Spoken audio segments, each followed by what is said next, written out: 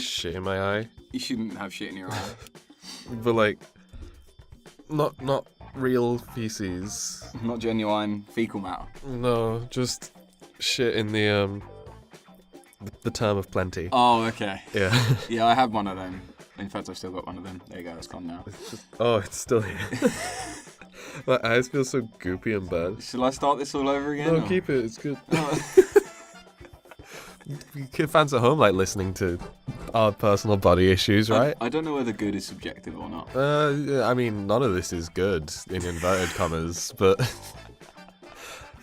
Hello! Welcome to the Don Rickles Memorial PodKrabs Music Special. Oh my god, your voice is so loud. I'm sorry. No, that's fine, that's fine. I'm just going to adjust the audio. Our never-ending problem with getting the right sound. But yeah, welcome guys, welcome back to PodKrabs episode... 7. This is episode 7. Yeah. We sort of decided last week we were a bit goofy, and I gotta be honest, I'm in a really silly mood today as well. Are you tired? I guess that's why I've got shit in my eye. Yeah, that would make sense. Whether I cut the opening bit or not, that'll make sense to any of the listeners. Yeah, well I suppose once they get to this bit and they hadn't heard the bit before, I guess we'll know then. Yeah, well that's their problem, not mine. Yeah, guys, sort it out. Come on. Also, I'm a pretty lazy editor, so chances are that'll... probably just stay in and I'll fade the music down real fast. But yeah, welcome. Sad day. Mr. Potato Head himself has passed. Has moved on to the toy box in the sky. I'm trying to think of some form of potato pun, but I think both he is better than that and I am better than that.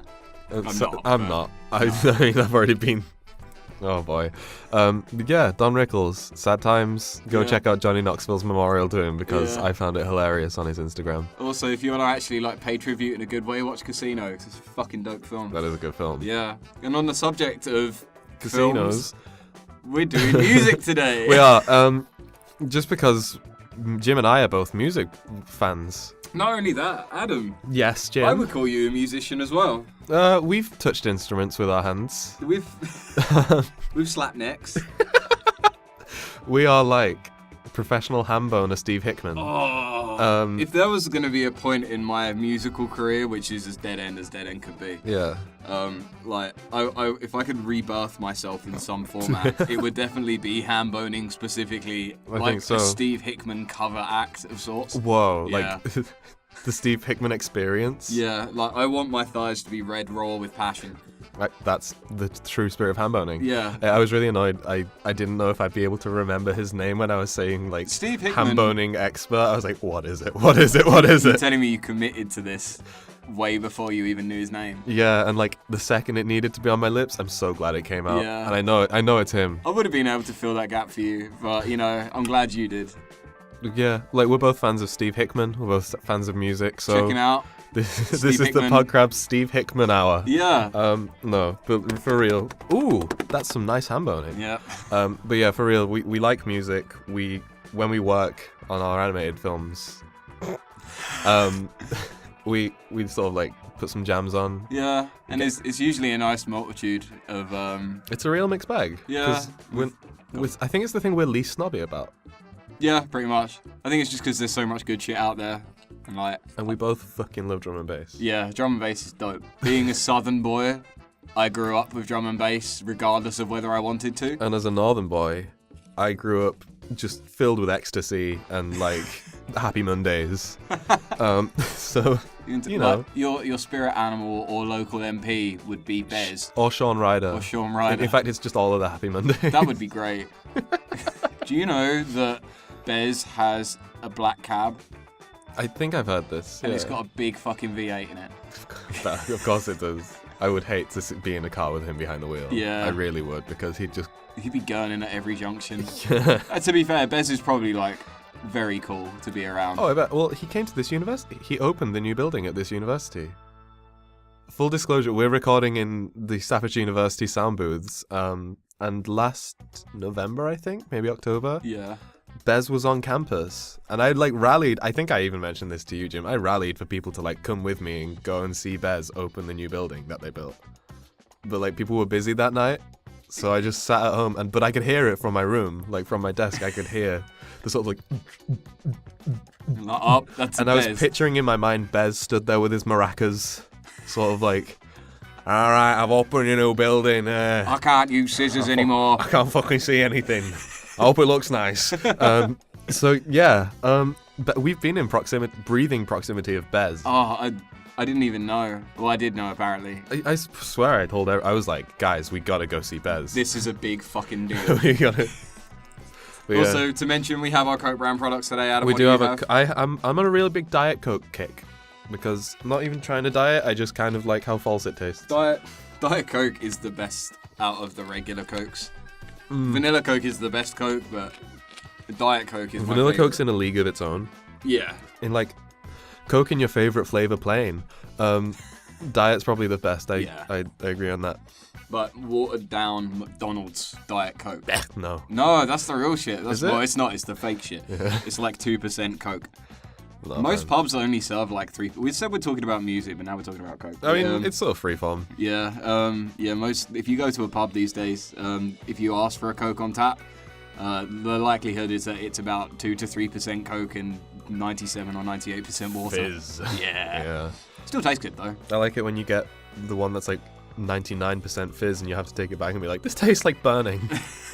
I can feel my heart. Yeah. So that's the Coke.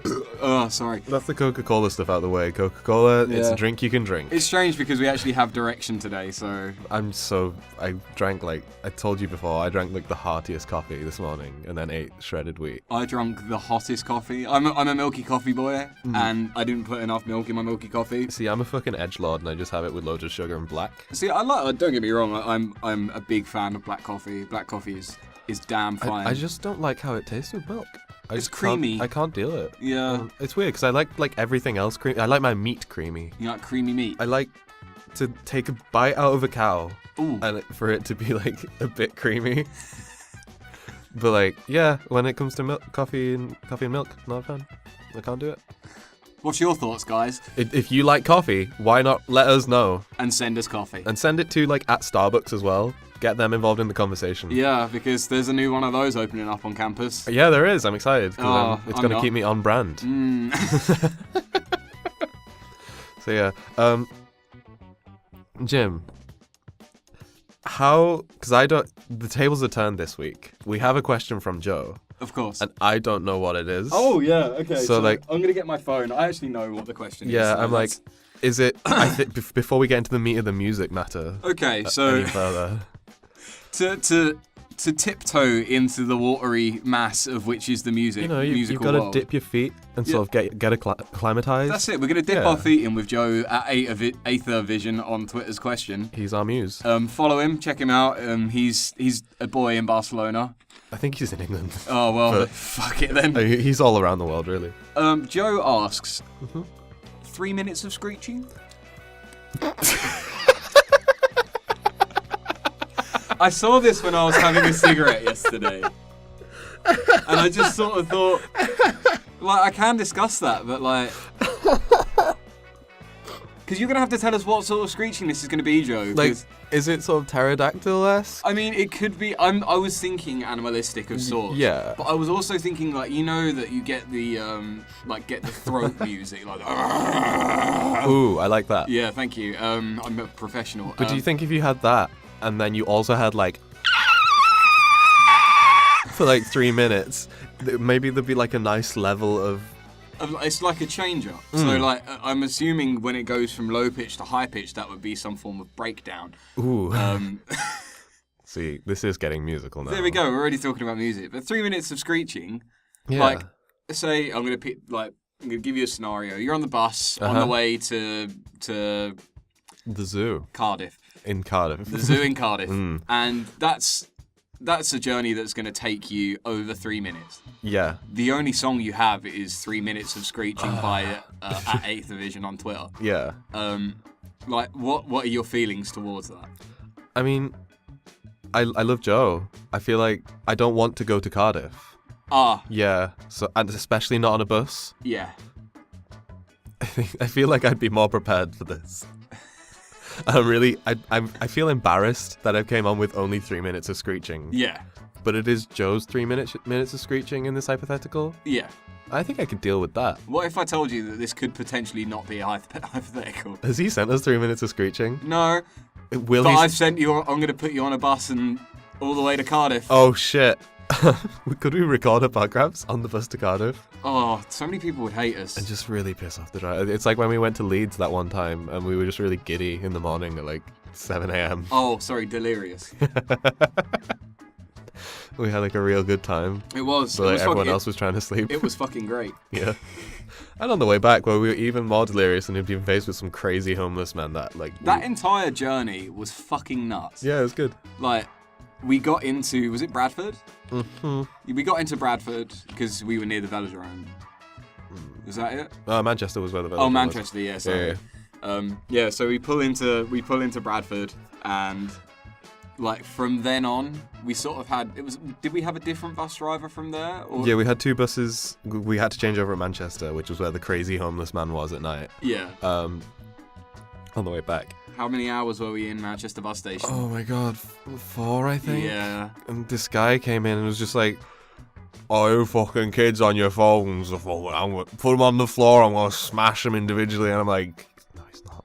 But I'm also like trying not to laugh because he was like genuinely threatening. Like we both sat down in the middle of this bus terminal in Manchester, and we just look at each other every so often, and Adam's face is like a plum. It was so red with how much he wanted to laugh. And I'm just usually I just don't hold back, even if it's some crazy wacko in public. Yeah. I'm like I can't not, and I'd shake if I'm like trying to hold back. Yeah. This time I just couldn't. It was like so much. Shut the fuck up. Oh, it's not professional, mate. I know, I blew it. But yeah, like I was like, it was so much pressure. Yeah. To like not laugh at that guy that I just froze. Like my diaphragm wouldn't move. And I was like, the second I like vibrate, I will just scream with laughter in this drugged up man's face. Like, I mean, he eventually went to sleep. Like, he walked off somewhere. Yeah, well, he did several things. Like he sort of kept coming back and arguing with the guard. Yeah, but that was an experience. Not one that I'd suggest. Give it a go. Nah, go on. Manchester bus station at 3 a.m. truly is an experience that you definitely want to go on. It was beautiful. They were setting up the Christmas market when we went to go find the only Costa open at like 3 a.m. on a Sunday. That was a good adventure though. Nice. I would say that was like my first proper exposure to Manchester city centre, and it's actually quite nice. Yeah, it's pretty. Especially when they've got the Christmas stuff out. Oh yeah. I'm a big fan of a Christmas market. Not Christmas itself, but like Christmas markets. You know what? It's an indicator that bratwurst is around the corner. Exactly, yeah, and I'm a big fan of Wiener Schnitzel. You look in my eyes when you say that. What? Wiener Schnitzel? Ooh. It's a tasty treat that can't be beat. So yeah, 3 minutes of screeching, I could do it. Yeah.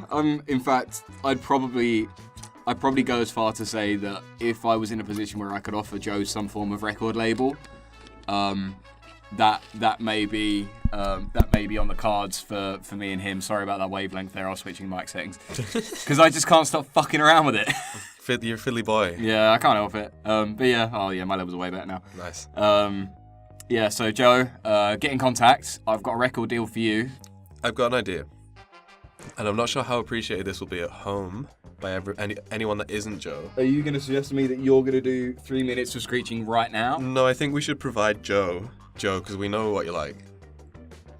Provide him with a length of screeching from each of us in like a differing flavor if you like. He's a film boy. I know. I'm picking up what you're putting down now. I feel like if Joe so desires 3 full minutes of that screech, he can run with whatever we provide. Say like a 10-second moment. Yeah. And then make of that what he will. Yeah. So like, I don't know if you want to go first or if we go together or... I'm going to throw out a warning to headphone users and then I'll throw it to you just so I can catch my breath. Okay. And then I'm probably going to close my ears because I'm now. I might plug mine. I'm medically hard of hearing now. What? Yeah, I said I'm medically hard of hearing now. That's nice, dear. Yeah, I'm a great sound designer. This one goes out public. My entire career is fucked. Yeah. Nah, it's fine.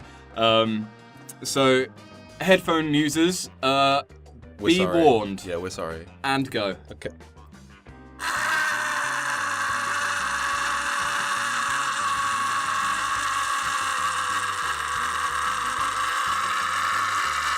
See, I didn't expect it to be as bad as it was. That waveform. Yeah, I genuinely looks like a fucking Kit Kat. Yeah, I had my fingers in my ears, and I took them out for like a second, and So it was glad we way have worse than I delicious thought it was. Coke brand products. I'm gonna drop that all the way down when I edit Oh, this. thank you. Yeah, It's don't worry. around 15 minutes. Yes, You're gonna see It's it. the bit that looks like a fucking Lego block. We actually have another question from Joe as well, which is good. Oh, good. Did he send that this morning? Mm-hmm. He sent it 15 hours ago. Wow, so, no, he didn't. He sent it last night. So he sent it to you, and Joe, I'm hurt. I mean, do I have to scream now? You don't have to. I feel that like was a good one. I laid down 10 seconds. Yeah. I'm sorry. Like, honestly, man, like, it's fine. I can get auto-tune now. My entire career is now memeable. That's true. Which I don't know how to feel about, but... so, that's 10 seconds or 9 seconds into 3 minutes of screeching that you're going to cut for us, Joe. Mm-hmm. And you do with it what you will. Put a fat beat on it. In fact, anybody that listens to this... Just so it's like... I give you my permission. Gotta get up. In fact, if someone could do ride on time, but Yeah, with please. Jim's 10 seconds of screeching every time she says ride, like, can that happen? Do you want to move on to Joe's second question? Because Yeah, this is Joe. actually pretty good. Okay, cool. Well, once again from Eighth Division J Lion. Mm-hmm. If you could morph two musicians together in a horrifying experiment, let's say the Fly Teleport style, Okay. who would they be and why? Oh, sweet. See, this is pretty cool. I feel like that happens a lot, just in the music industry anyway. You mean like mashups or? I guess that what are you I'm doing? I'm Your doing the fingers- Scissor Sisters he is gesture just, with my like, hands in the ramming form of two. like That's erotic, Jim. like Like that. But yeah, in terms of mashups and stuff, I think it happens a lot. So I don't. I have to have a minute to think about this one. Yeah, Do you but, have? I have a rough idea. This isn't obviously, it's not obvious, but there are musicians that I would like to work together. I'm making Joe's question like Feasible. Yeah. So two musicians that I'd like to work together, and I've been saying this a lot over the past couple of weeks. Is that I really want Tyler the Creator and Gorillaz to do something. I was thinking that when this question came in. Like, I'm a big fan of Tyler, and I'm a fucking huge fan of Gorillaz. Like, I definitely want to talk about Gorillaz at some point in this podcast because, like, there's a lot to talk about presently. Oh my god, yes. It's a good time to be a Gorillaz With fan. 5 tracks into a new album, Did I you haven't hear? listened to this new one Oh, yet. it's good. I love Pusha T. And, like, see, this is the thing. Tyler has worked with Pusha. So there's a chance. Yeah, like, but then Damon Albarn said on UK radio that there's like 40 plus tracks that just haven't been put on the album. That's already 20 tracks long. which is a lot. Like, So like, I this- assume by the time that this album's The Fall comes out, or like the D-sides of this album, it is just going to be buckets of music, And buckets of great music. I'm really excited to see who the collaborators are for, Yeah. for those other tracks. And I'm like, could it be? Oh, because Could they've it got be? like they've got Rag and Bone Man, they've got Pusha T. I mean, they've had Snoop Dogg. Like, they go all across the board when it comes to like just collaboration. Like, they just hear a good sound. What's the song that came with the animated video? What Spirit? Sans Bars. Saturn's Bars. Like the dude that they work. Popcan. Like, I have never heard of him before. I think I heard something, but God. Like, in the nicest way possible, Popcorn. I have never heard of you before. You're fucking dope. Yeah. Like, that track, like, that is my highlight track. Yeah. It's so good. Like, I really like Andromeda as well, because it's chill as fuck. Yeah. But like, yeah, I keep going back to Saturn's Bars. It's tasty. It's unreal. Like, it was the one I liked the least when I first heard it. like I had this similar thing with Plastic Beach when it came out. Like it didn't, because I can probably say for both of us that we're both like OG Gorillaz fans, like self-titled. Yeah, like that's sort of the Gorillaz that I knew, and Demon Days comes out, and like it's very different compared to what once was. Demon Days is like so standout compared to the rest of the Gorillaz. Easily. Now that I look at it, like I gotta be honest, I think Plastic Beach is my favorite Gorillaz album. I'd say that Plastic Beach is probably my third favorite. Like it's gonna be Demon Days, self-titled, and then Plastic Beach. And I don't know where this new album's gonna sit. I'm excited. I genuinely, the 5 songs they've released so far, way up there. I don't think I could listen to them and then listen to all Gorillaz at the same time. It would be so abstract. It's because I think they keep it pretty relevant. Not even like fresh. It's just like they bring out whatever's gonna hit right at the time. That's it. Like it's not a band. It's a project in the guise of a band. Like, and to put it in perspective, like I make music when I can be bothered to. Like just doing one set of instruments takes a long time to perfect, and like that's with your own vision. Working with other people can make it way more difficult. Yeah. So like, especially like it's such a mix as well. Like the new album's gonna have like Grace Jones, and like the Pusha T track had Mavis Staples on it as well, and she just has the most. I'd never heard of her singing before, but like her vocals were gorgeous. Like, oh my god, it works so well. I've just realised this is gonna be Gorillaz hype. I'm just like, yeah, we're just sucking Damon Albarn's dick. Happily. Yeah, so I am super excited. Words can't describe. I'm pumped, and I'm gonna be so disappointed when the tour happens and there's like no way to get a ticket. No, never. Because they're either just gonna do secret shows all the time, which is arrogant, and or they're like it's just gonna sell the fuck out so fast. There are people that are going to want to be there, i.e. us, that aren't ever going to have an opportunity to get a ticket. But it happened with Plastic Beach as well. Yeah. It destroyed me. It happened with OG Demon Days when they did the Sweet 3D show. Yeah. Like, we were never going to get to that. But I know, that's part of it. And we're not here to bitch and moan about that. That's just our own. Yeah. That's just our own sad moment. But yeah, in terms of mashups, I think Gorillaz are really like doing their best. We really like hip hop, both of us as well. But yeah. So like the Gorillaz sort of dive into that pool. Yeah. In like the right way. They don't just like Feet Easy and be like, there you go. Like I guess they could, and it'd be really good because he's pretty good. Yeah. I know y'all like to make jokes about Kanye, but Kanye's a fucking genius. He's a businessman. Yeah, no, like Kanye is a fucking dope musician. Yeah. And he's a fucking brilliant businessman. Like I loved Life of Pablo. Yeah. It was super good, and like yeah, he's a fucking idiot. Openly. But when it comes to business, very few people can touch him. Chameleonaire could. Quadrillionaire can. Yeah, I recently found out that rapper of Riding or Riding Dirty. Depending on your locale. I think there was another song called Riding Dirty, so he had to call his Riding. Wasn't it a country song? Maybe. I think so. But yeah, I recently found out that he's like so rich. He's like so rich. And why? He just invests. He just puts money in stock companies. What was the original? What was Maker? Yeah, he like put money in Maker when it was like small. Jesus. And now, I mean, Maker is now owned by Disney. Yeah. And owns most of YouTube. So does this mean there's a chance that there's a Disney X Quadrillionaire collaboration? Because that could be my mashup joke. I want a Disney princess singer and Quadrillionaire. Well, I would like my freaky mashup, maybe like Jodie Benson, the voice of The Little Mermaid, and like Janet Jackson. Ooh.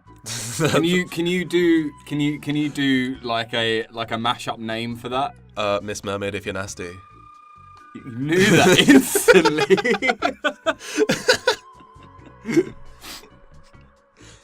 Yeah, that'd be tight, because that'd be like really beautiful, but then it'd be like sexy. It'd be powerful. I'd come. Yeah. You didn't even pick that up on mic. That I gave. I don't know, the audio file. See, like the waveforms are suggesting that it picked that up. Thank God. That well, look of like just a sheer. If Miss Jackson came in but was also a mermaid, I feel like she'd probably have like a shark's tail or something. but not Shark Tale. You sure? I'm pretty certain. Yeah, I don't know. That was Christina Aguilera. And that's not good enough. So, yeah, Joe, that's our mashups. That's our gross mashups. I don't know, there are probably lots of really, really good ones out there. Like, another artist who's good at being flexible is Beck. Oh, yeah, Beck's cool. I'd love to see Beck work with the Gorillaz, maybe. Beck with Gorillaz would be good. But he's kind of like a one-man Gorillaz, in a way. Yeah. Or, Flight of the Conchords and Gorillaz. I mean, just anything with the Gorillaz would be nice. Yeah. So this has definitely turned into who would we like to see alongside the Gorillaz, which is current, so, yeah. Yeah. Humans is going to drop in, 20 days? 20 days. I've got mine pre-ordered. I'm so excited. I wish I had my record player up here, because owning that on vinyl with a decent wide system would just be, it would be really, really good. I am a sucker for CDs. That's not a bad thing, because what I lived on in cars, so... Yeah, well, I've recently started collecting a couple of vinyls, but only, thank you. Sorry, there was a really bright light piercing in from the drama studio next door. Nice Gorillaz reference. He's, and he's, finally just closed the curtain on that one. So, sorry. Yeah, oh, no, it's slightly open again. Anyway. Yeah, thank you, bye-bye.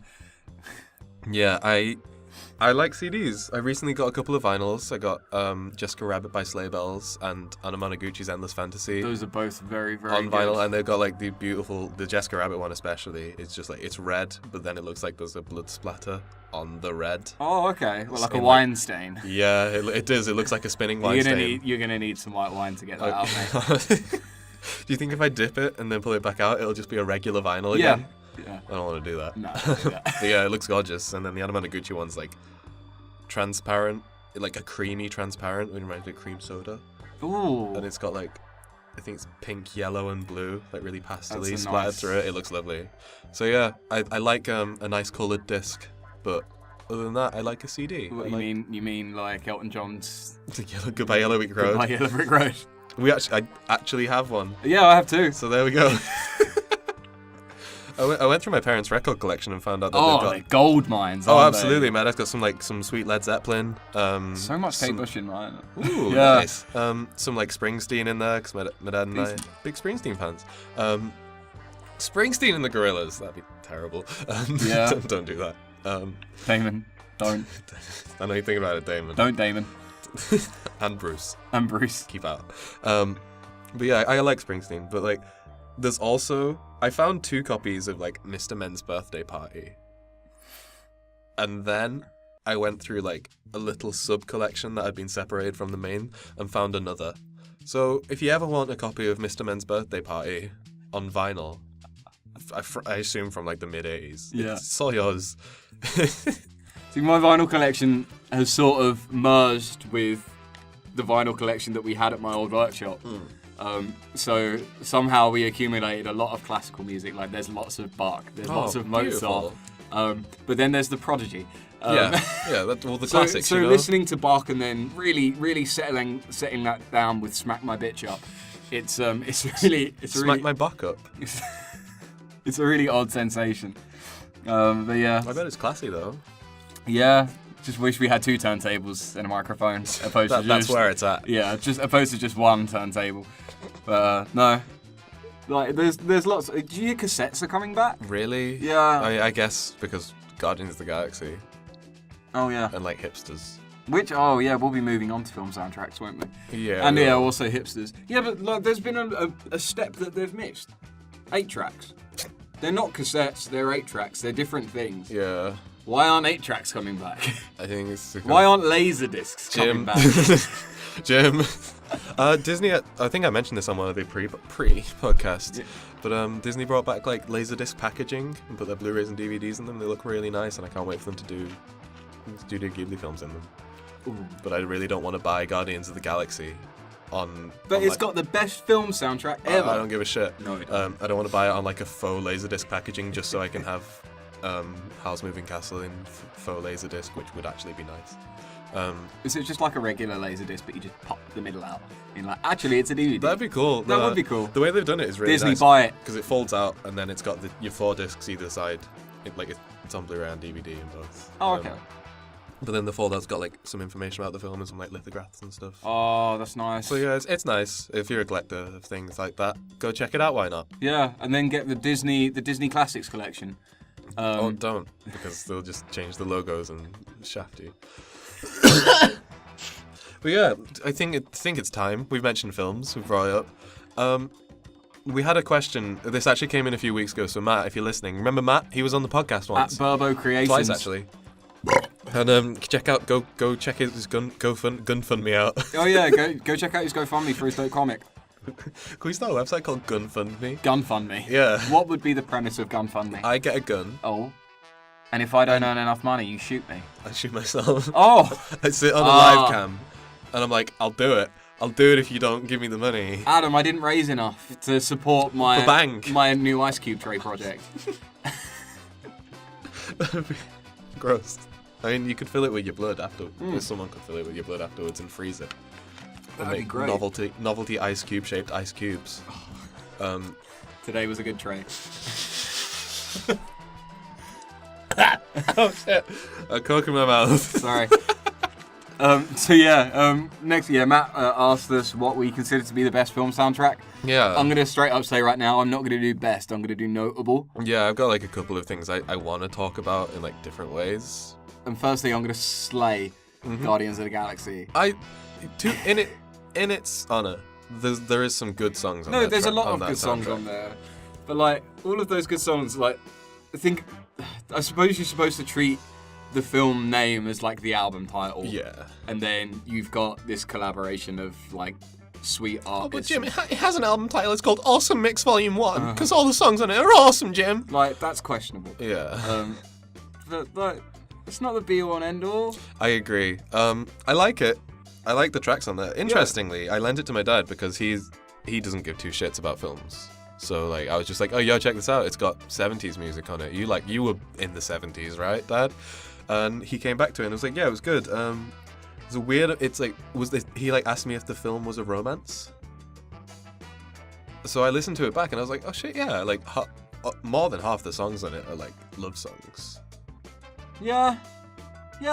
Which is come to think of it, yeah. Yeah, which is like really baffling to me because Good observation, John. Thanks, John.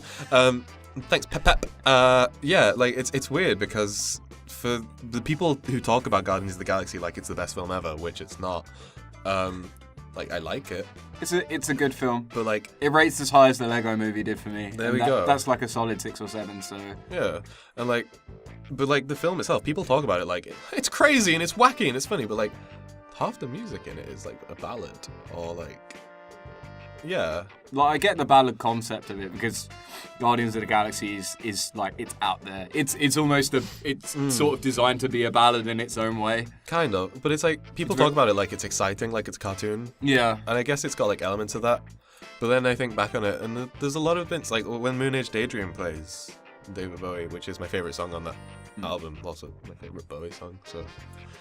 Well, but like, that plays and it's like a really dramatic moment there. Yeah. And then there's the bit where like I can't remember the name of the song, but when Gamora and the Starman are like, yeah, it's very melodramatic film, like way more than people think, and I think the soundtrack really portrays that more than the film does. Yeah. Oh, like a lot of films, probably not these days, but like a lot of films use the soundtrack as like a transition device, or at least something to set the mood. Sorry, I'm looking at the soundtrack just so I can refresh myself. Yeah. That's a lot of good songs. Yeah. Yeah. Like you can see it in quite a lot of films. One of my favourites for it. It's not so much as a transition device, but like it really continues to set the mood. Go for it, man. Cheers. Me and my girlfriend watched, this was a couple of months ago, we watched Dazed and Confused. Oh yeah. Yeah, which, firstly, I did not realise, like, the scale of the cast and how small scale they were back then. Yeah. The soundtrack to it then, like, that was like a 70s dream to me. Yeah. I love that film. Like, I could love it exclusively for the soundtrack, but, like, the entire film is such a, it's not numb, but like it's such a progressionless experience. It's just watching a day, or like however long the film is set across. Like it just goes by, and like music isn't like a transition device. It's just a part of it. Yeah. And like I really like the way music can be used in that sort of manner. Yeah. Well, just going back to Guardians of the Galaxy, because I just looked at the track list now. I think only 2 songs out of 12 aren't love songs. 12 is quite a lot. Yeah. And I get that that's the way that the Ooh, I've touched something on your phone and it's gone wacky. But I guess that's the way that they use it in like chunks of the, so they obviously don't use the whole thing. But yeah. Oh yeah. I think it's quite it's quite strange. I guess quite clever on James Gunn's part as like the director, because I know he chose the songs before he made the film. Yeah. I think. What the fuck is my phone doing? It's having a good time. It's not a bad time. But yeah, so that's interesting. Guardians of the Galaxy. The question was best film soundtrack, and I think we just wanted to sort of debunk that, because I fucking hate going in game and hearing Ooh. I hate hearing Ooh Child, and I'm like, oh, I like that song, and then I'm like, oh no, they're just playing Awesome Mix. Yeah. And then I have to sit through like the Jackson 5. It's a very good, like, say we were 10 years younger, we're like 13, 14, like we haven't been exposed to that era, because it is very like all of these songs are made within like 10, 15 years of each other. Yeah. It's a really good sort of introduction. Yeah, absolutely. Into that sort of old style music, and I feel like what the Power Rangers it's like what the new Power Rangers did. It's like almost rebooting the soundtrack is getting more exposure. Sorry, I've got to stop leaning to him from the mic. Yeah, it's a good way to sort of reboot music, I guess. Yeah. Like I mean, AC/DC and like AC/DC has never fallen out of relevancy. Yeah. Like I suppose. But like, who's gonna listen to Elvin Bishop? Or the 5 Stair Steps. Yeah, exactly. Or the Raspberries, or Norman Greenbaum. Blue Swede. Like the only repeatable ones on there. I said AC/DC and they're not even on here. They're in the trailer for the new one. Oh, okay. Yeah, that's why I'm getting confused. It's like 10cc. Yeah, 10cc, Elvin like Bishop, the Jackson David 5. Bowie. Yeah, like the replayables on there are going to be potentially the Jackson 5, potentially 10cc. And David Bowie. And Bowie, obviously Bowie, yeah. Maybe Raspberries, I don't know, but like it's. I suppose they probably didn't mean this, but like when you reboot old music, like you are using it as like a window. Like I suppose Guardians of the Galaxy does use it as a window, because it is sort of when it's set, isn't it? Yeah. Like when the original when Star-Lord is like situation taken happens. out, it's 1979, I think. There you go. So like. But what's interesting, and something I appreciate from like Guardians of the Galaxy, and I've noticed this more and more, like in more modern films. I bought Suicide Squad on Blu-ray the other day. Good move. No. I mean, I've said it before on the show. Like, there's something about that film that I kind of like, even though it's hot trash. Like, it's a fucking awful movie. I kind of like the ending, I guess. But like, the music in that is so obvious. Oh, what? Something that you can look at and you go, I bet they're going to play this next. Yeah, especially because like the first 30 minutes of the film is like introducing all the characters, and they're all edited by a company that edited music videos. Yeah. And like, you can tell. But like, I guess when each character comes on, the song that plays is like the easiest choice. Like in the trailer where it was Bohemian Rhapsody. Yeah. It was just like so obvious. In terms of like, what's exciting and like dramatic and like kind of quirky though. And I think Zack Snyder's kind of done this a lot. I know he didn't direct Suicide Squad, but like Watchmen also has really obvious music. It's like the whole opening sequence, which is like all along the Watchtower. Yeah. Oh, no, times they are changing. Sorry. Yeah. Sorry. And it's like. It's pretty easy to just make a soundtrack of songs and be like, yeah, that fits. Yeah, but I think in Guardian of the Galaxy's credit, they sort of went out of their way to pick a bizarre selection. Yeah, like that. So credit there. Like it's not the optimum. And I think part of it is that it's like over talked about as well. Yeah, but that's gonna happen these days with like if a film's good or if a film is immensely marketable. Yeah. Like it's gonna get talked about in almost too many aspects. Yeah. So like that's kind of interesting. But in terms of like good soundtracks, I like a good score. I'm partial to a good score. Music is half of the sound is half of the experience. Absolutely, me. And like I guess more background on this, Jim. You're like really going strongly down a sound design route. Yeah, that's for your career. That's the path that I want to take, just because. Oh. Okay, right. I'm gonna explain this today. Yeah. So. It's picking it up. What the hell was that? I don't know. Star-Lord flying over. Maybe this is supposed to be a secured studio.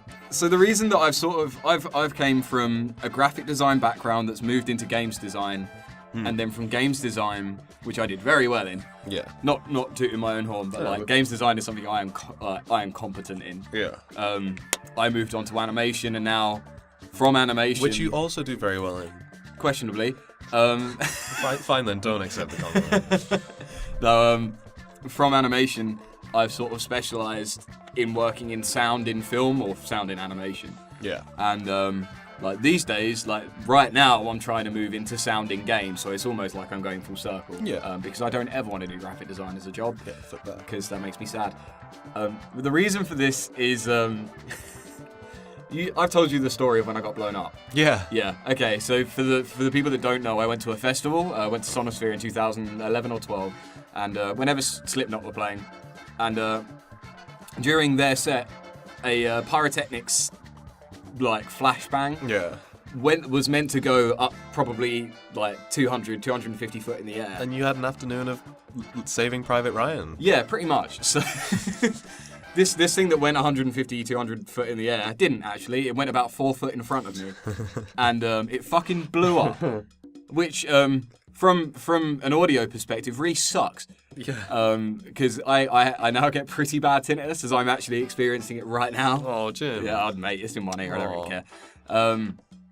But one thing, like looking back on that moment, yeah, being deaf is sick. Right, hear me out. Okay. So based on the experience itself of like being in like a pretty chaotic place to begin with. Yeah. And then suddenly something happening, like suddenly being like blown up by a pyrotechnics thing. Yeah. And then suddenly being deaf. It was so like Saving Private Ryan. Saving Private Brian. Yeah. And it's only from that like lack of sound I really appreciated how much like noise or no noise can really make a difference to like to anything, to like a piece. I think it's why I really enjoy how cars sound, because each car sounds very different. Yeah. And Jim has an innate skill. If we stand on the step of our house, which is in an alleyway, so we cannot see the road. Yeah. If a car goes by, Jim will be like, "Oh, that's a Supra." It's like, yep, that's a JZ. Yeah, that's an RV. He'll tell us what the motor is, like what car it is. Like, I'm not gonna say that I'm always right, because like there are a lot of times where I'm wrong, but to say it with the confidence, and I believe you, because you know your shit. Every engine has like a very distinctive note. Also, he's a fucking dweeb and spends most of his day listening to cars on YouTube. Yeah, pretty much. But like, when I was standing there and we'd thrown all the people that took the frag from that explosion, when we got all of them out and like only coming to then realise that I couldn't hear anything, like I noticed how it's such a different experience being deafened. Yeah. And like it really sets the tone, if you know what I mean. Like from then, like I've seen films that have had moments. I can liken this in animation. Okay. You know that bit in Powerpuff Girls where they have the fourth sister? And she blows up. Yeah. And there is just no sound. It's an explosion that is so loud that there is just nothing except for bright white light and black contrast. Like, there are very few bits in animation that like that felt so real. Yeah.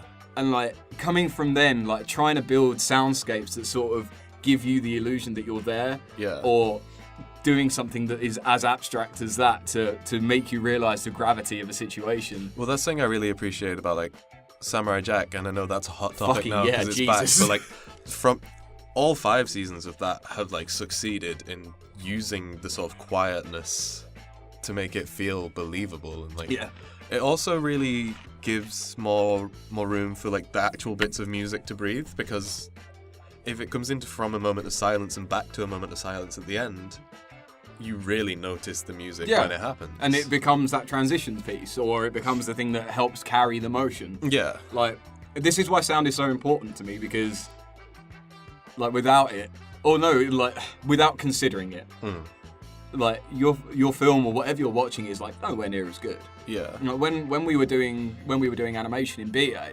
like, there were pieces, there were films that were, like, so visually strong, but like they didn't feel half as good as something where visually it was like nowhere near as good, but it had sound. Yeah, like this can be like subpar sound, but like it still had a soundscape. Yeah. I'm like, okay, if it's experimental, like that's its own thing. But yeah.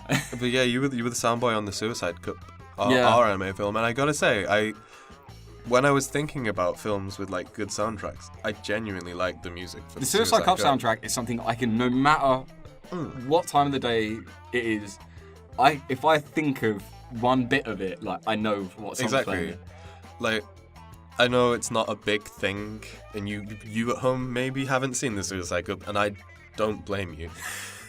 But I think the sound in it, which was designed to be peaked, having very little part in making the sound design, I genuinely believe that it's a really good piece of music, and I'm not just even saying this to suck Jim's dick right now, because he can do that whenever he likes. Damn tootin'. But like, yeah, it's good. Like, and it's that moments of silence, because I intentionally chose to put in moments like bumpers, and like breaks from the film that really like chop up how it's sort of taken in, and it allows every scene to have its own sort of identity sound-wise. No, I'm thinking about it in my head now, and I'm like, oh yeah, I remember that bit. Oh yeah, I remember that bit. And I'm knowing what song is there, or whether it was that moment of silence. Like at one point in the film, we have our explosion. Yeah, that's it. Like, and then it's followed by a break, and then it's opened with silence, which slowly leads into music. And like, when the first time we watched that back, like that got my hairs up a little bit. And like, obviously not to suck mine or your cock. Yeah. Like, when this is Jim, you already are. Like, it sort of shows how how powerful sound can be. Yeah. And why it's such an important thing to consider in film or music. Like, sorry, I'm fucking with a Coke bottle right now. That's fine. That's probably affecting the sound for you. That's why sound quality is so important to me. Yeah. And like, I'm surrounded, like, at my home life and like, even my proper life back in Essex. My proper life. My proper life. Like, this life in Stoke is fake and not real. Yeah. They told me to get out of school. Like, I'm constantly surrounded by sound. Like, and bombarded by musicians. Like, I'm surrounded by cars where I can name what engines are in them, or whether they're not running right most of the time. And like, it's such a noticeable thing to me. Like, I can look at a picture, I can glance by a picture, but you can, like, when you hear a sound, you can't not hear it. Yeah. Like, unless you're partially deaf. Which sucks. And it, according to you, is dope. It was just in that situation. Well, I'm kind of excited that you've said that being deaf is dope, and that can't offend them, because they'll never be able to hear you say that. Oh my god. Like, obviously it's a real issue. I'm trying to find, because we have music on PodKrabs in the background. And Matt, we will kind of get back to your question, because I do have more answers about films and TV. Are you trying to find the artist? Yeah, I'm trying to find the artist that does the music for PodKrabs. It's the hi-fi. Yeah, because like on PodKrabs, I went out and I spent like 4 hours trying to find, going down a whole list of just free source music. Free hip hop. It's free hip hop beats, isn't it? Yeah, because I wanted something like slightly funky. Because that's what we are. Yeah. But like, I also wanted something that sits tightly on a conversation. I know the first couple of episodes I kind of like flubbed the edit, and it was a little bit too loud. You were practicing. Yeah. But like, to me, as on PodKrabs, I want there to be that backing track. Yeah. Because, It works. If you listen to last week's episode, or the last episode, episode 6, there was other moments where I could then afford to drop to silence for the sake of a joke. Yeah. And in the edit, it kind of works in my favour to have something it's there. Such a good source of something that you can manipulate. Yeah. To sort of make something stronger.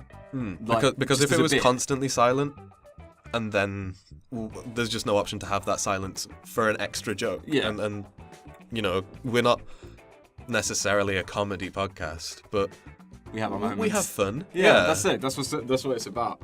And if we can make that grow a bit further with just a little bit extra, that's the reason there's music in PodKrabs. And also, I feel like it adds a flow to the conversation a little bit more. Definitely, because if stuff falls down, if there are moments or situations where we are just at dead audio. Yeah, we have to think on the spot sometimes. So then you've got a couple of seconds of to put it in perspective, for a minute of dead air on the radio, the radio stations are actually fined.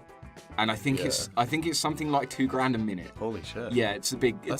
That's a lot. Yeah, so that's why a lot of radio stations or talk show stations just have rolling music. That's it. Yeah, but yeah, just as a cost saving measure. At the same time, it definitely helps conversation move along. Yeah, we don't listen to the music that we put on behind this. Yeah, live. you can hear that. To us, we hear nothing. In fact, I might even edit this segment to not have that for a few minutes. Okay, we're going to do this as an experiment now. Yeah. We're going to have a minute of no background audio at 51 minutes, which is now. Now, cool. Okay, so even to look, I obviously know that there's going to be no audio here, but it does feel like you're putting a lot more you're having a lot more pressure on you. Yeah, knowing that the audio is not going to be there, it's like what do we do? But to you at home, this minute, sort of take in that there's nothing there. And you're listening. You're when me and Adam stop talking, you are listening to absolutely nothing, and it's up to you how obviously you intake that. Yeah. But to a not a regular listener, but to somebody that is so surrounded by music, or you probably listen to music, you probably listen to Spotify, iTunes. You probably listen to Muse. You are constantly surrounded by music. Yeah. And not having, we're at 5150, my favorite type of amp. Ooh. To have earphones in or headphones on, or just to have it coming out of laptop speakers or whatever, you can put the audio back on now. Yeah. Oh yeah, it'll fade back in. Yeah. So. You're now specifically listening to absolutely nothing. And now just give it. There's no information there. There's nothing to carry it. Exactly. But yeah, there's always sound going on, which is nice. But silence is useful. I just kind of want to drop, if you like films and stuff, check out CineFix on YouTube. Because they do really interesting top 10s, but they're not actually top 10s. They're not your dad's top 10s. No, you're not going to take this one home to meet your mother. It's not the actual this one's the best and this one's the 10th best. Yeah. It's just these are good examples in each one's a different reason as well. It's not just here's 10 things that do the same thing. So they did a video, the reason I brought it up is they did a video of top 10 uses of silence in films. Yeah. And that's probably one of my favorite videos they've done. And not a lot of them actually were silent per se, and I don't think they even put Saving Private Ryan in there. But some of it was there was just music, some of it was just mumbles, things like that, and it's really effective. And if you want to how many of them are war films? Not a lot. See, it's a surprising thing because it's a device that's used quite a lot, the silence of the battlefields and stuff like that. I think that's why I liken it to. But there's a lot of directors that can't resist putting something on it though. Yeah, because this is just action, but yeah, having silence and merely seeing the chaos around you, that sort of emphasizes quite how powerful that moment is visually. Yeah, the powerfulness of the audio is the fact that there isn't any. Yeah, absolutely. But it's a really effective technique, and CineFix are a really good channel if you're into film and stuff like that. Definitely check them out. That's a little drop, I guess, because they're good boys, and you can like totally learn something. If you link to them in the description. I will. I'll absolutely do that. because they're good boys and girls. So yeah, back to sort of films a bit. Jim, do you have any like personal favorite soundtracks? Guardians of the Galaxy. No. That's Jim. Dazed and Confused is definitely up there. Oh God! Oh shit! Oh, you blew it. No, that wavelength. Probably Easy Rider. Oh yes, That's got a good soundtrack.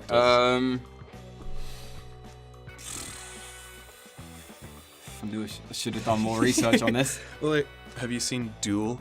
Steven Spielberg's Duel. Oh, the one where the truck chases the truck guy. chases the car. You've told me a lot about it. It's a good film.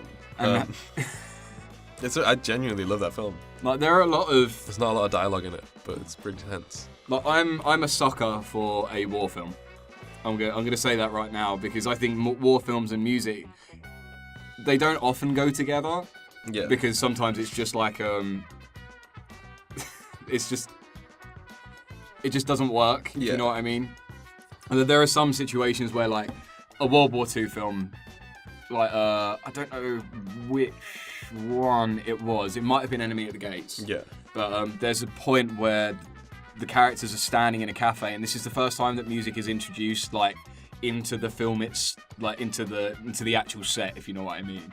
Like they're listening to a radio for the first time, and like it just sort of it falls silent for a moment. Yeah. And then the radio comes on, like the radio's already on, and they just sort of drink it in a little bit. And like it's nice because the music there is sort of used as like an element of beauty. Yeah. When it just pans across and you just see this completely fucked village or hamlet. Yeah.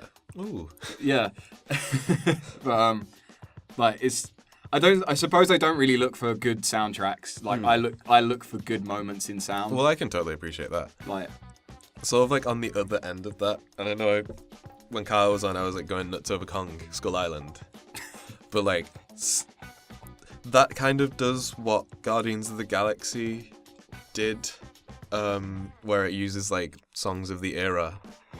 But there's this really good sequence in it where they fly in through the storm. It's the 70s, isn't it? It's the Vietnam era. Yeah.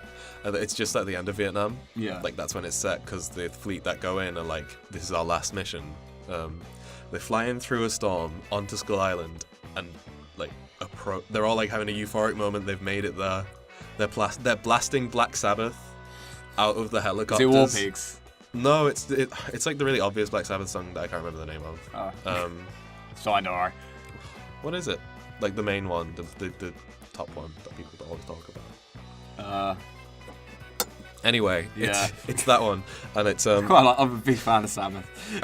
I'm not a huge fan, but like they're playing it, and it's like in the scene as well. They're playing it through the speakers in the helicopters to each other, and they're all like cheering and having a great time.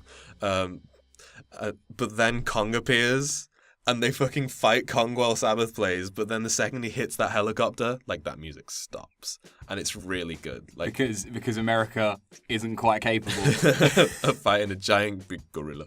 But yeah, so like Kong, I kind of like what they did with Kong. I don't really remember much of the score, that's per se, but like the way the rest of the music worked in it felt good. This is what I mean. Like it's the moments in sound, like which can be obviously moments in music as well, like where stuff is just powerful. Yeah. Like and that moment, because the music then is used. The second it stops, it's a contrast. It's like, yeah, fucking America can do this. Yeah. And then a big giant gorilla appears, and then America suddenly can't do this. Yeah, and it's cool. But yeah, in terms of my favourite soundtracks, I actually really like the Wreck-It Ralph soundtrack by Henry Jackman, because like it's got a couple of like real songs in there, like "Celebrate" by Kool and the Gang is on, for like the birthday party sequence, and then there's like the Sugar Rush song by AKB48 and Wreck-It Ralph by Buckner and Garcia, but they're kind of just mostly on the credits of like little bits of where there should be music in the real world of that. But the actual score by Henry Jackman is like pretty gorgeous. The title track Wreck-It Ralph, that sort of plays when he's introducing the world of like his game. Yeah. it sort of starts off with like the arcadey, like bleep bloop Donkey Kong sounding stuff, and then it sort of becomes this really nice sort of electro orchestra score of like you can like imagine all the characters going home when you hear it without actually watching if you've seen the film before. I feel like it really like evokes that scene. But the rest of the soundtrack, there's a piece by Skrillex on there, Bug Hunt, which is well played, genuinely fucking good. Like that is, aside from Ralph being like, "I'm gonna wreck it," like halfway through, which also plays well into the song. Yeah. Like it's a good piece of dubstep, and I'm not a big dubstep boy, but like if it fits, it sits. It's a really and like. When I watched Wreck-It Ralph for the first time, I was like legit impressed at how good the hero's duty sequence felt like an arcade game, sound design wise. Yeah. I think it kind of didn't look like it played like one, but the sound design definitely made me feel like I was in a bowling alley, like shooting up heroin. No, like, yeah, the sound design on that sequence was really good, and I think a lot of that is owed to Skrillex's Bug Hunt. Just because it works. Sorry, I'm trying to find, because I'm trying to get what film it is, because I know it's one of two films. Yeah. And I don't know whether I'm just slowly fucking this up. So if you hear some click-clacking away, that's definitely me on my laptop. Okay, cool. But yeah, also on Wreck-It Ralph, just once they get into like the meat of the story with like King Candy and Vanellope von Schweetz, there's like these really nice sort of flourishes and like the character's theme, the way they work into the rest of the music throughout the film. There's sort of this tone that's like da da da da da, which is Vanellope's theme, but you definitely hear it in like different ways throughout the score.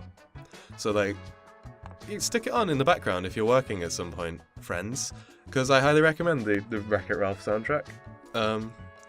Like to add on to this, I think this is the people that made Wreck-It Shrek, Shrek-It Ralph, Wreck-It Rick, Fix-It Rick.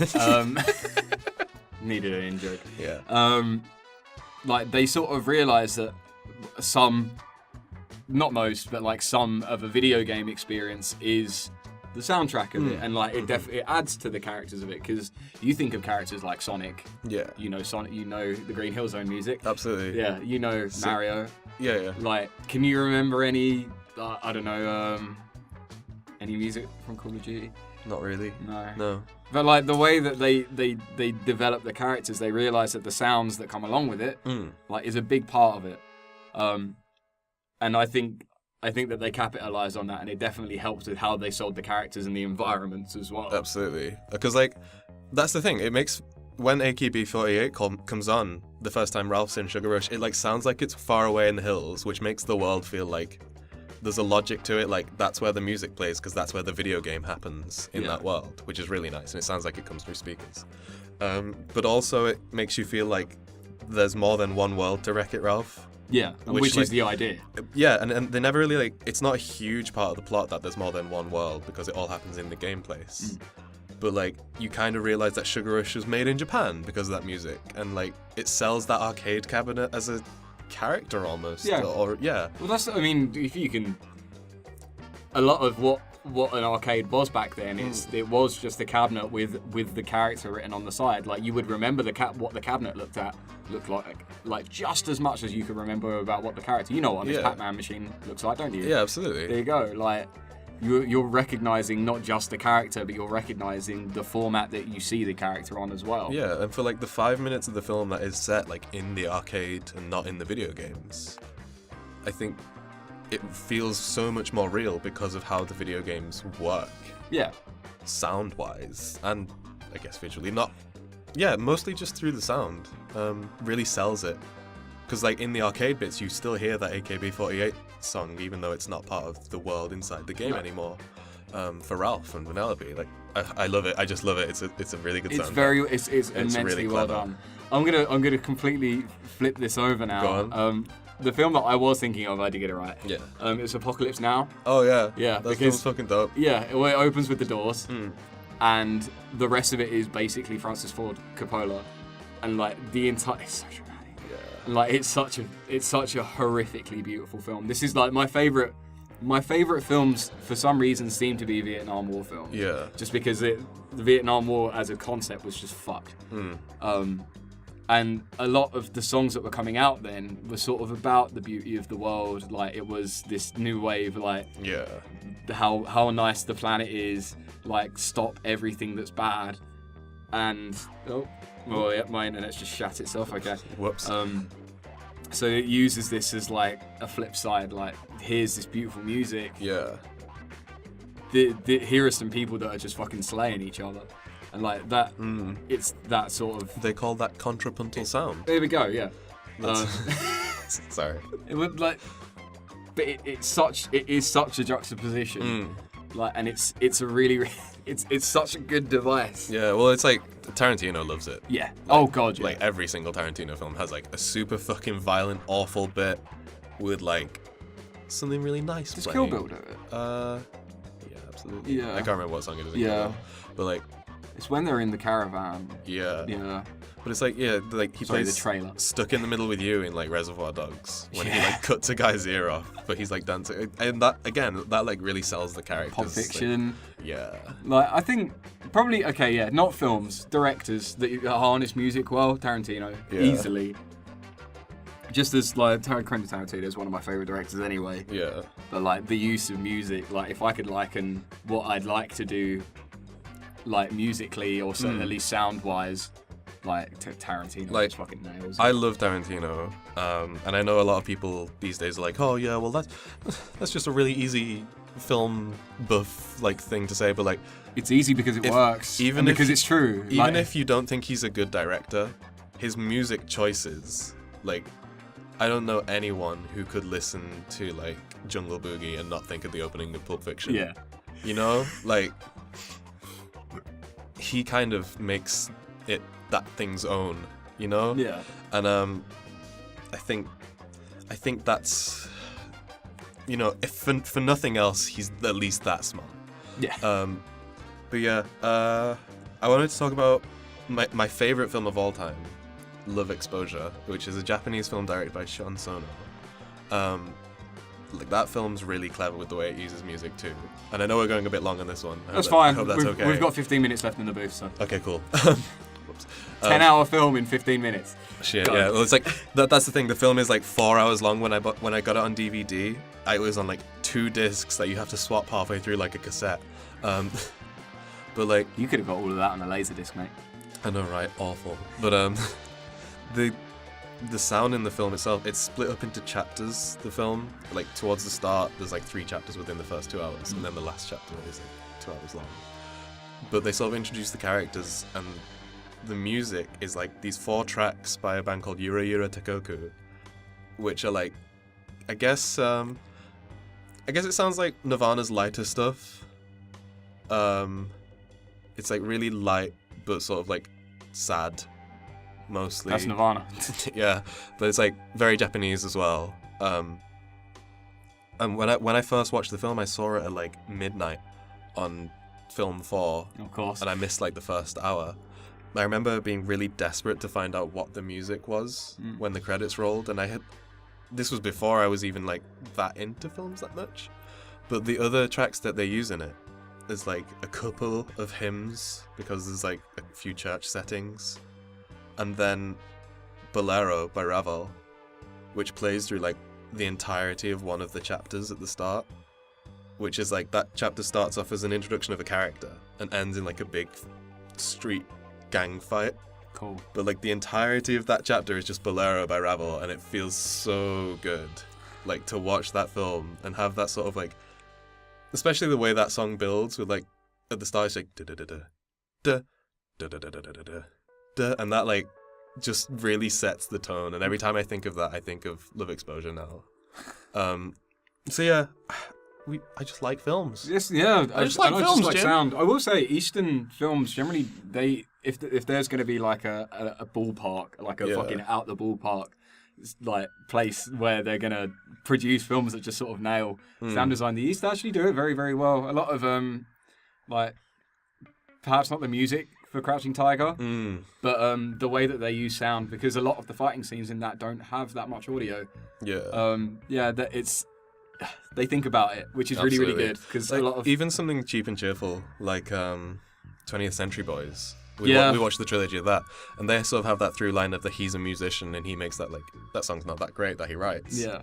But it definitely, like, makes those films feel like a Also, we highly recommend trilogy. that. 20th Century Boys is fucking excellent. it's really sweet. The manga's fucking incredible. Like, go check that out. Yeah. But, like, the films, they're really nice. They are delightfully cheap. Yeah, even if the effects are terrible.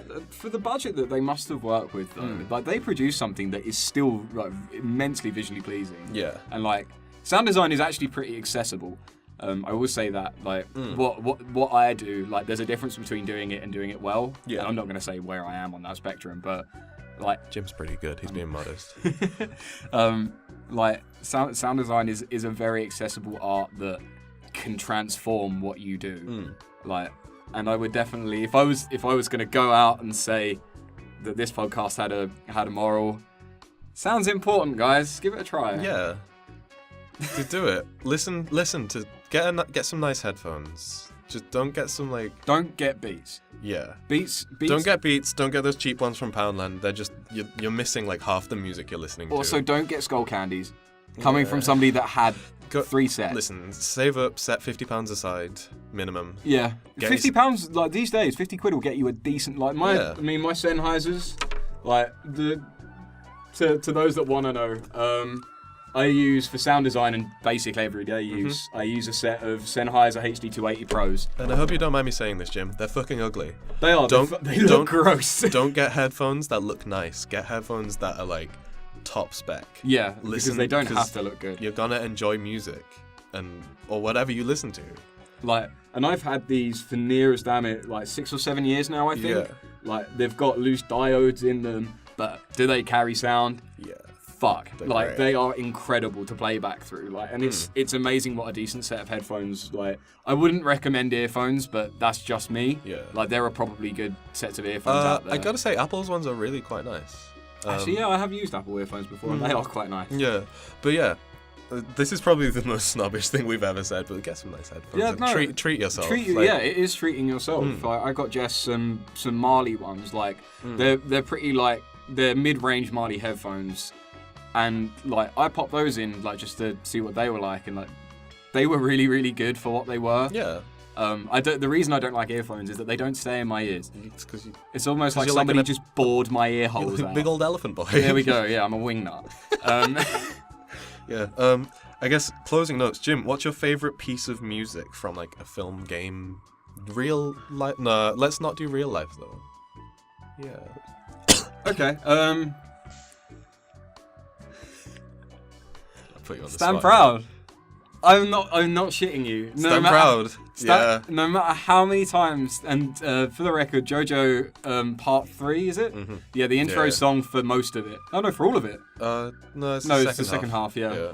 The second half of JoJo Part 3. Oh no, it's first half. Yeah, first half. Oh, okay, yeah, okay. The first half of JoJo Part 3, the intro song is "Stand Proud" by. Oh I can't God. remember his name at all. I can tell you because I actually want people to listen to this because well, if you search it on YouTube, it definitely comes up. Yeah. Well, yeah, the JoJo songs are great because they sort of, like, tell the story. They're really well placed. Like, they're really dramatic and really cool. Like, it is "Stand Proud" by. Fuck, I'm cruising through my Spotify here. My God. Oh, I think I've gone past it and just gone straight to Queens of the Stone Age because there is a lot of that on there as well. For what it's worth, while Jim searches this, the JoJo Bizarre Adventure soundtrack, especially for Part 3 and Part 4, is, like, fucking tight. On point. Like, it's Jin Hashimoto. Cool. Yeah, I want, if you're gonna PodKrabs, if you're gonna listen to something today, listen to this. Yeah. Because it is so fucking energetic. In fact, watch the intro. It gets you pumped. Yeah. Like, it's not because it's like a big, like, yeah, this is fucking gnarly. It's because it suits what JoJo is. Like, JoJo is big, it's ridiculous, it's bad. Like, it's bad in a good way. It's bad. Like, and it just suits it so well. So yeah, I often have like the Stardust Crusaders sort of incidental theme from the show itself, like stuck in my head as I'm walking around, which is really nice because I feel like mysterious and powerful and like 6 foot wide. And you've got menacing written around you. Yeah, so that's cool. My choice is the battle theme from Harry Potter and the Philosopher's Stone when they're having the chess battle. It's fucking great. I fucking love that piece of music. I didn't expect that. It's really good. It gets stuck in my head on like a daily basis, and it's a really, really tense piece of music. I have a list on YouTube, which it's not very big right now, but I will put a link to it in the description, of music that I personally find like perfect for like the context that they were placed in. Oh, okay, yeah, I get what you mean. So like I think there's 2 tracks from Pokemon on there, but like one of them's the shop music from Pokemon Ruby and Sapphire, because it's like, it's really cosmopolitan, it's really upbeat, and it makes me want to buy. Yeah. It really works. The other one, and like I guess this is my final shout out of the episode, because I know we're like going over, the Rugrats theme song. I genuinely, that piece of music is so good. Mark Mothersbaugh from Devo, the band Devo that did Whip It, he did all the soundtrack for Rugrats. But like the theme song, it has every element of what that show tries to put across at any moment. Yeah. It has like the accordions, which to me speaks of like Tommy's Jewish heritage, which is a super important part of the show. Yeah. And like, it has mechanical elements because Stu's an inventor. Yeah. And like, every instrument that appears in it and the way it builds up in crescendos, the energy that theme song has, genuinely one of my favorite pieces of music ever made. And that makes me really happy to hear. And I think at 1 hour, 15 minutes and 30 seconds. Yeah, we're sorry. No, it's fine. Yeah. But hey, we were topical today. We did a thing. Yeah, we did a thing on music. We kind of got deviated at the start, but like, fuck it. That's what it's about. I hope you enjoyed the music special. Go listen to the Rugrats theme. Go watch Rugrats. Yeah, go and enjoy an episode and listen to the ba-ba. And like, yeah, it's a really nice soundtrack. And even if you don't like it, it does what it needs to do. Yeah. Like, so definitely. Music has a purpose. It's not just there to be heard. You know, that's, I guess, its purpose. But it has, every piece of music is doing something. Yeah.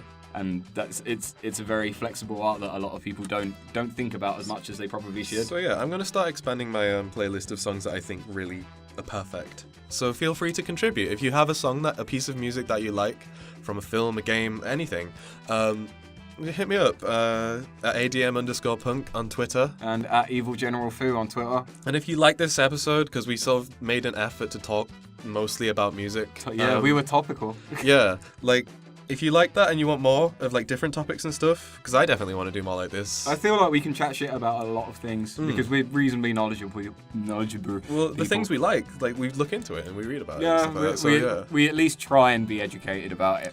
So yeah, if you like it, let us know. If you have anything you want us to talk about or any questions about anything, if you wanted to do like maybe a follow-up episode, yeah, we'd happily do that. Like, let us know. Music is such a big thing, and we've probably not even brushed the surface of it. Oh, absolutely not. No, because I got like lost in that and lost track of time. I had so many other things I wanted to say. Yeah. So yeah, hit us up, #PodKrabs on Twitter.